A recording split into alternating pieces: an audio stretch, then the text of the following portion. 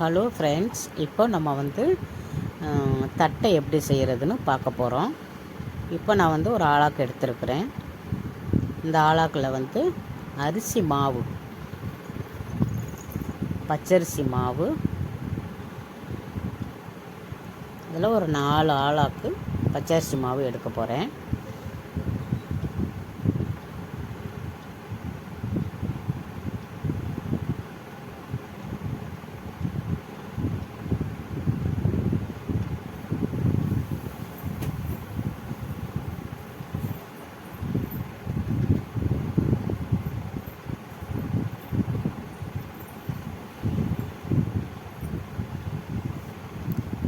நாலு ஆளாக்கு போட்டேன். இப்போ அதே ஆளாக்கில் நாலு ஆளாக்குக்கு ஒரு ஆளாக்கு பொட்டுக்கடலை எடுத்துருக்கிறேன். இப்போ அதை வந்து நம்ம மிக்சியில் பொடி பண்ணிக்கிறோம்.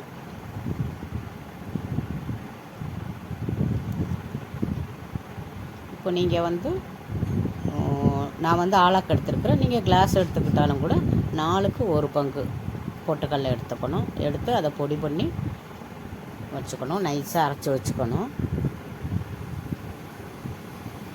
இப்படி ஃபைன் பேஸ்ட்டாக வர வச்சுக்கணும்.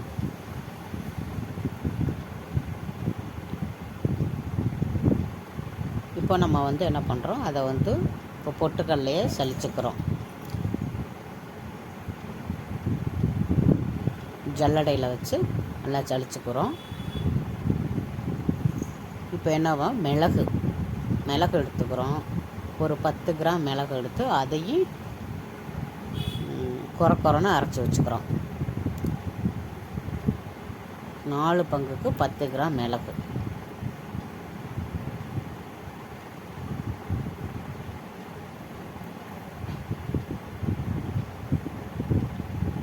அரைச்சி வச்சுக்கிட்டேன். இப்போ வந்து ஒரு 20 காஞ்ச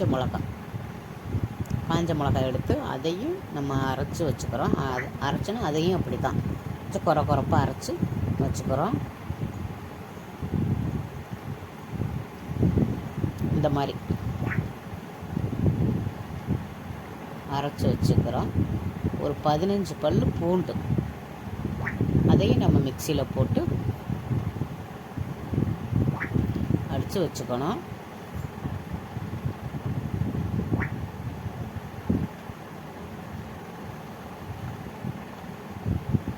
இந்த பதத்துக்கு வரையில் எடுத்து இப்படி வச்சுக்கணும்.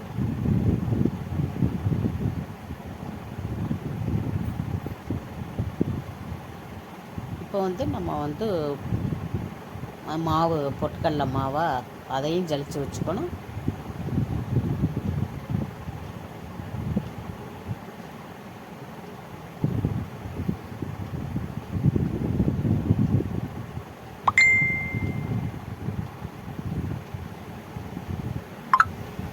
அரிசி மாவையும் ஜலிச்சு வச்சுக்கணும்.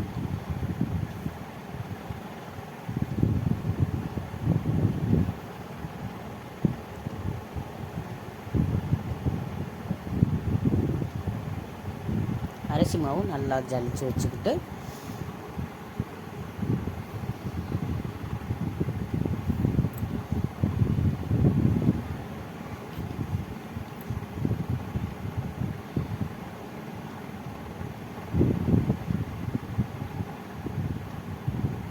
இப்போ அந்த ஜலிச்ச மாவை என்ன பண்ணுறோம், கடாயில் போடுறோம். கடாயில் போட்டு நம்ம வந்து வறுத்துக்கணும். அடுப்பை வந்து லோ ஃப்ளேமில் வச்சு நம்ம அதை வறுத்துக்கணும். வறுத்தோம்னா அந்த எப்படி சொல்கிறது, அந்த கட்டியாலாம் இருக்காது. அந்த பிசுபிசுப்பு தன்மை இல்லாமல் கொஞ்சம் நல்லா அப்படியே சாஃப்டாக இருக்கும். இப்போ அப்படி நம்ம அப்படி கோலம் போட அப்படி இழுத்தா கூட அப்படி கம்பி பதமாக வரும். அந்த மாதிரி இருக்கையில் நம்ம இறக்கி வச்சுக்கின்றோம்.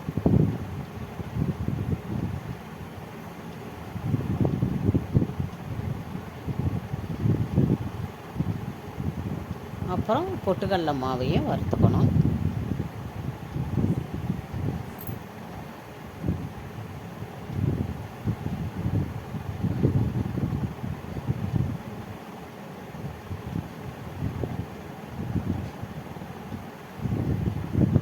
வறுத்து வச்சுக்கிட்டோம்.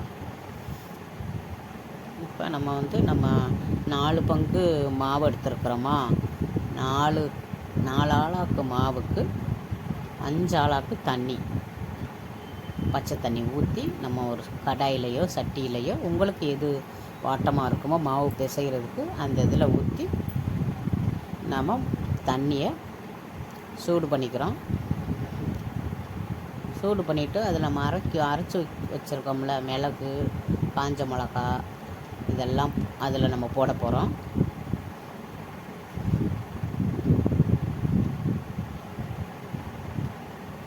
இப்போ நான் அதுக்கு என்ன பண்ணேன்னா பாசி பருப்பும் கடலைப்பருப்பும் 4 ஸ்பூன் ஊற வச்சுருக்கிறேன். ஒரு 2 மணி நேரம் கழுவிட்டு தனித்தனியாக ஊற வச்சுருக்கிறேன். அதில் இப்போ 4 ஸ்பூன் பச்சை பருப்பு போடுறேன்.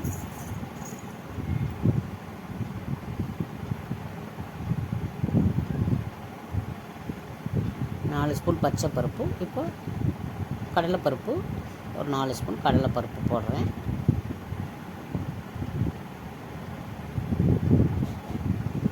ரெண்டு மணி நேரம் நல்லா ஊற வச்சிட்டிங்கன்னா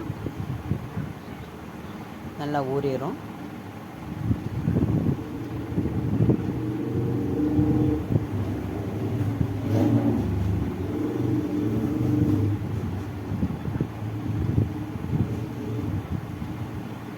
தண்ணி ஊற்றி அடுப்பில் போடையில் இதெல்லாம் போட்டுறணும்.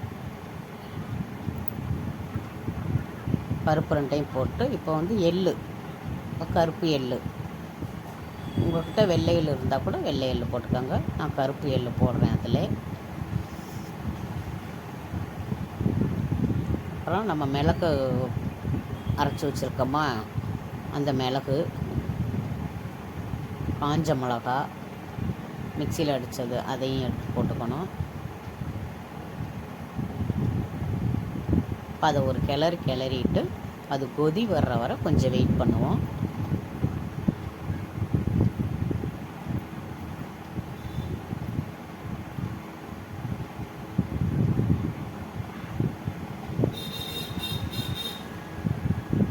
இது கொஞ்சம் லாங் வீடியோ தான். கொஞ்சம் நல்லா கவனிச்சிங்கன்னா உங்களுக்கு நல்லா டேஸ்டான தட்டை கிடைக்கும். இப்போ நமக்கு தேவையான அளவு உப்பு போட்டோமா, லைட்டாக கொதி வந்துடும். ரொம்ப கொதிக்கணும்னு கூட அவசியம் இல்லை, லைட்டாக கொதி வந்தால் போதும்.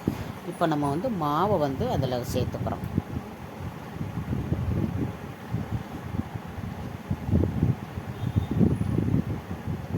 இப்போ நான் ஒரு ஆள் செய்கிறதுனால நான் ஃபுல்லாக எல்லா மாவையும் கொட்டிட்டு கிளறேன். இப்போ உங்களுக்கு பக்கத்தில் ஆள் இருந்தால் கொஞ்சம் கொஞ்சமாக போட சொல்லி நீங்கள் ஒரு ஆள் கிளறிக்கலாம்.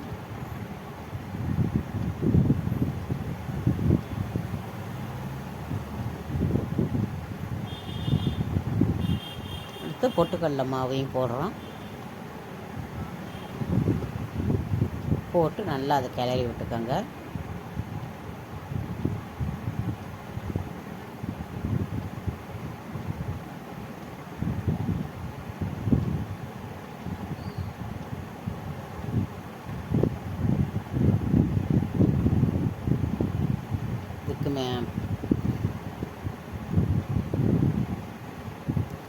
அதை நல்லா கிளறிட்டு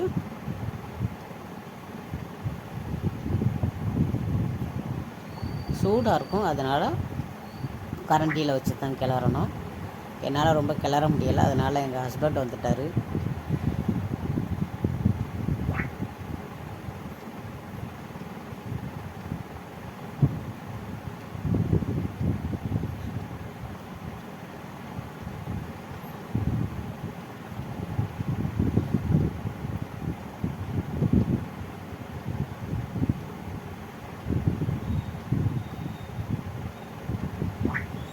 அதை கொஞ்சம் லைட்டாக மூடி வச்சுட்டு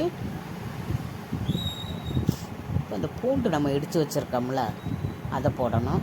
அதை போட மறந்துட்டேன். அதை போட்டுட்டு அதை நல்லா கொஞ்சம் கிளறி வச்சுட்டு மூடி வச்சிடணும்.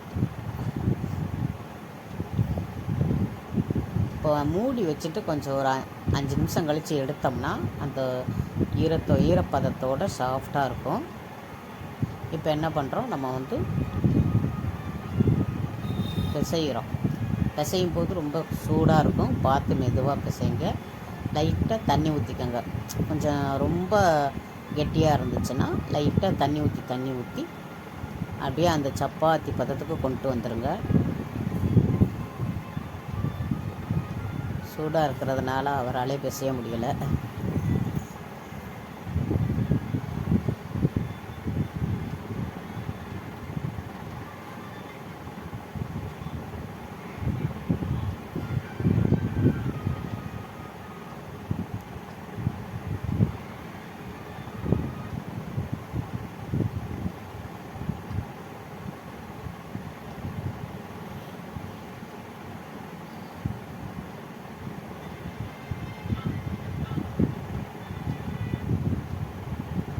வீடியோ வந்து கொஞ்சம் மொபைல் சரியில்லை, அதனால் இப்படி பாதி தான் விழுகுது, கொஞ்சம் அட்ஜஸ்ட் பண்ணிக்கோங்க. நெக்ஸ்ட்டு வீடியோ போடையில் கரெக்டாக போடுறேன். இப்போ நம்ம வந்து வெண்ணெய் இருந்துச்சுன்னா வெண்ணெய் எடுத்து போட்டுக்கோங்க. கொஞ்சமாக வெண்ணெய் எடுத்து அது மாவில் போட்டு பிசைஞ்சுக்கணும். வெண்ணெய் இல்லைன்னா நெய் கூட போட்டுக்கோங்க.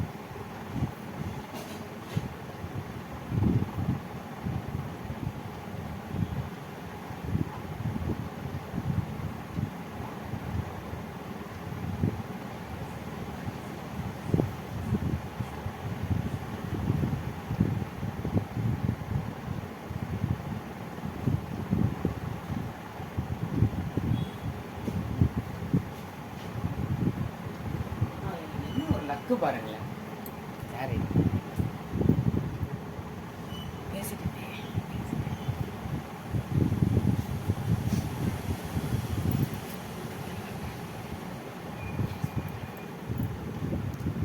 இப்போ வந்து நல்லா மாவு பிசைஞ்சாச்சு, இந்த சாஃப்ட்டு பதத்துக்கு வந்துருச்சு.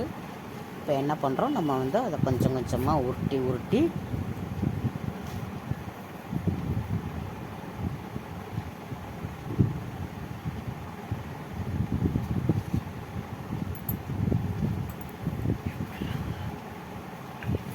அது உருட்டி உங்களால் தட்டை இருந்தால் கையில் தட்டி போட முடியும்னா முடிச்சுக்கோங்க. என்கிட்ட இந்த ரொட்டி மேக்கர் இருக்குது, அதனால் அதில் வச்சு அழுத்தினா லைட்டாக அப்படி அழுத்தினாவே ஈஸியாக வந்துடுது. எனக்கு இது வந்து கொஞ்சம் ஈஸியாக இருந்துச்சு, டக்குன்னு போட்டு கொடுத்தாரு. நான் அடுப்பில் போட்டு எடுத்துட்டேன். உங்கள்கிட்ட ரொட்டி மேக்கர் இல்லைன்னா உருண்டையாக உருட்டி இந்த மாதிரி பிளாஸ்டிக் கவர் வச்சு அது மேலே வச்சு அப்படியே மூடிட்டு ஏதாவது ஒரு பாத்திரம், நம்ம பாத்திரம் இல்லை சொம்பு, அதை வச்சு கொஞ்சம் அழுத்துனீங்கன்னா அது அந்த ரவுண்ட் ஷேப்புக்கு வரும்.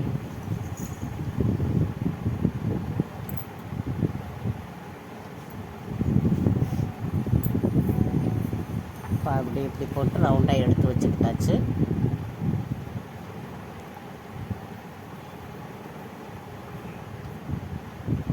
இப்போ கடாயில் எண்ணெய் காய வச்சுருக்கிறேன். சூடாயிருச்சா என்னென்னு பார்க்குறதுக்கு கொஞ்சோண்டு லைட்டாக எடுத்து மாவு எடுத்து போட்டு பாருங்கள். இந்த பாருங்கள், போட்ட உடனே அப்படியே மேலே வந்துருச்சா, அதுக்கப்புறம் ஒன்றா போட்டு நம்ம எடுக்க வேண்டியதான். அதை போட்டுட்டு கொஞ்சம் திருப்பி விட வேண்டியதான்.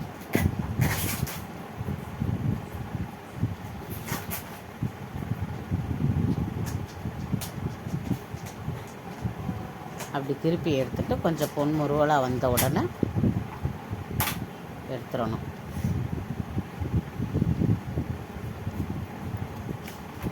அப்படியே திருப்பி போட்டு விடுங்க. நல்லா டேஸ்ட்டாக இருக்கும். இதே பக்குவத்தில் நீங்களும் செஞ்சு பாருங்கள். ஃப்ரீயாக இருக்க டைமில் செஞ்சிங்கன்னா உங்களுக்கு ஈஸியாக இருக்கும். அதே மாதிரி இது வந்து ஒரு மாதத்துக்கு அந்த மொறுன்னு இருக்கிறது போகாது, நல்லா சாஃப்டாக மொறுனே இருக்கும், வதத்து போகாது. இதே பக்குவத்தில் செஞ்சு பாருங்கள், உங்களுக்கும் பிடிக்கும். ட்ரை பண்ணி பாருங்கள் ஃப்ரெண்ட்ஸ். உங்களுக்கு பிடிச்சிருந்தா லைக் பண்ணுங்கள், ஷேர் பண்ணுங்கள், நம்ம சேனலை சப்ஸ்கிரைப் பண்ணுங்கள், உங்கள் ஃப்ரெண்ட்ஸுகளுக்கும் ஷேர் பண்ணுங்கள். சேனல் சப்போர்ட் பண்ணுங்கள் ஃப்ரெண்ட்ஸ்.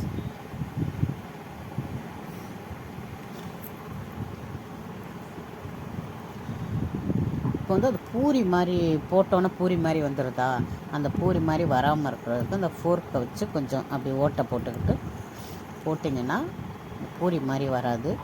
அதுக்காக நான் போட்டேன். ஆனாலும் பூரி மாதிரி தான் வந்துச்சு. அதனால் நீங்கள் எப்போவும் சாதாரண மாதிரியே போட்டுக்கோங்க. Thank you friends.